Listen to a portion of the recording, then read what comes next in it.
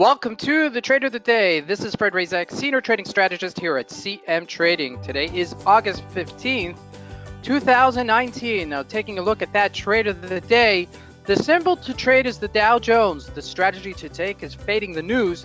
The action to take was selling short one lot, $5 for each point. Your trigger price is 26,300, which was your previous resistance. Your closing price is 25,464.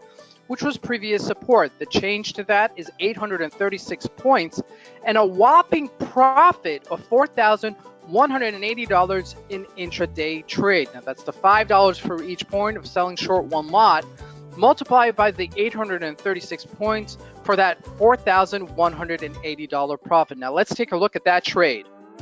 On August 13th, on Tuesday morning of 2019, President Trump came out with news that he was easing tariffs on China. As a result, the market rallied over 500 points to a resistance level of 26,367. Now, at that point, the market didn't really rally and stayed underneath that and even got weaker at some points. That was your trigger price to enter and sell short the Dow Jones on one lot.